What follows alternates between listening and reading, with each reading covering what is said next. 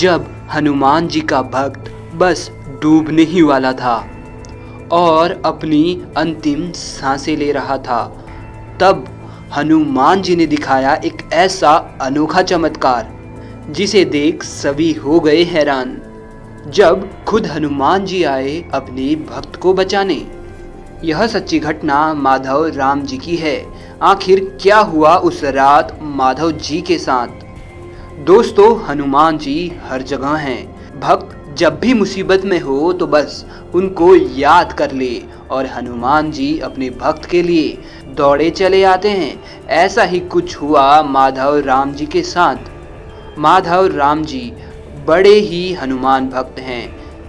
सुबह होते ही वह अपने दिन की शुरुआत हनुमान जी से करते हैं और रात जब वे सोने जाते हैं उससे पहले एक बार वह हनुमान जी का स्मरण कर हनुमान चालीसा अवश्य ही पढ़ते हैं। माधव राम जी बड़े ही दयालु स्वभाव के हैं। उनके द्वार पर जो भी भिखारी आता है उन्हें वे खाली हाथ नहीं जाने देते।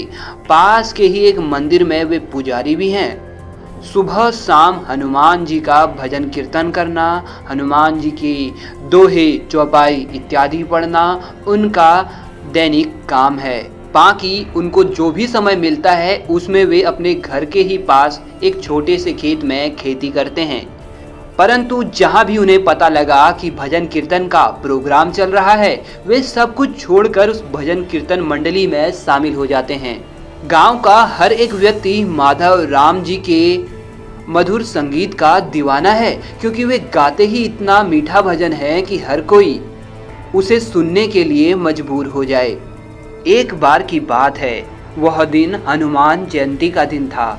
उस दिन माधव राम ने अपने हनुमान जी के जन्मदिन को बड़े ही धूमधाम से मनाने का सोचा था, परंतु उस दिन काफ़ी जोरों से बारिश हो रही थी।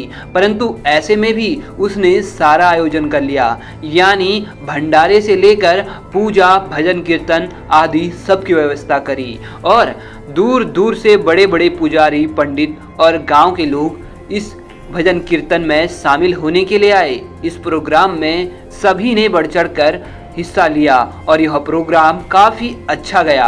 परंतु उस दिन पूरे दिन बारिश हो रही थी, जिस कारण से रास्ते में कीचड़ कीचड़ हो गया था। कई रोडें भी खराब हो गई थी।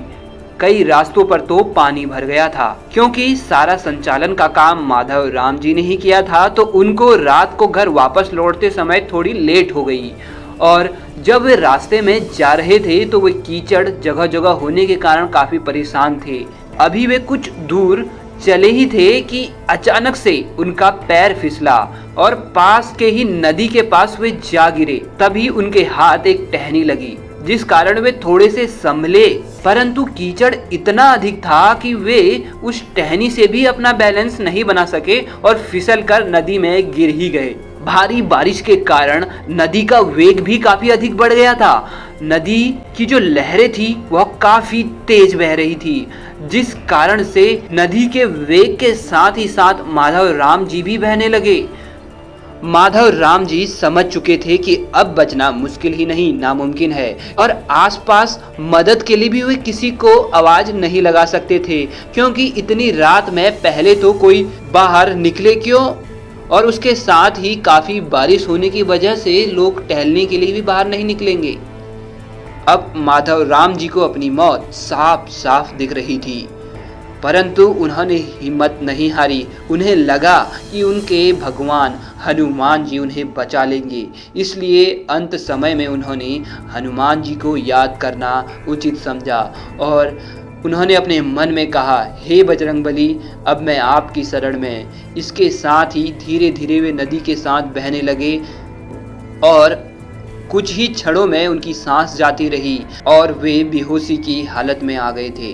परंतु तभी उन्हें धुंधला धुंधला एक पुजारी सा दिखने वाला व्यक्ति दिखा, परंतु उसके बाद उसको देखते ही वे बेहोश हो गए और जब उन्हें होश आया तो उन्होंने अपने आप को एक पेड़ के पास पाया और वह पुजारी व्यक्ति पास ही खड़ा था और बोल रहा था, आप ठीक तो हो ना? माधव राम जी बताते हैं कि जैसे ही उन्होंने उस पुजारी को देखा तो बोल पड़े, आपके मुख में इतना तेज, आखिर आप हैं कौन? तो उन्होंने बताया कि मैं भी हनुमान जी का ही भक्त हूँ और जिस मंदिर में तुम पूजा करते हो उसमें मैं भी सालों से पूजा कर रहा था और अभी मैं थोड़ा जल्दी में हूँ, इसलिए मुझे जाना है। मुझे लगता है कि अब तुम ठीक हालत में हो। इतना कहते ही वे चल दिए और मुझे बाकी कुछ पूछने का समय ही नहीं मिला। जब मैं घर पहुंचा तो मैंने अपने पिताजी से पूछा कि जिस मंदिर में हम पूजा करते हैं, क्या पहले वहाँ कोई पुजारी पूजा करता था? उसका आप क्या नाम जानते हैं? तब मेरे पिताजी ने कहा कि हाँ, पहले सिद्ध पुजारी रहता तो था, परंतु उसको गुजरे तो कई साल हो गए हैं। अब मेरे सब समझ में आ चुका था कि हो ना हो वह हनुमान जी ही थे जिन्होंने मेरी जान बचाई और उस पुजारी के रूप में वे मुझे दर्शन भी दे गए। दोस्तों, माधव राम जी की सच्ची घटना से एक बात तो साफ हो जाती है, अगर हम सच्चे दिल से हनुमान जी की आराधना करें, उनको पुकारे, तो वे अपने भक्त की मदद करने के लिए पहुंच ही जाते हैं। दोस्तों, कमेंट बॉक्स में जय बजरंगबली अवश्य लिखना, आपकी भी हर मुराद पूरी होगी।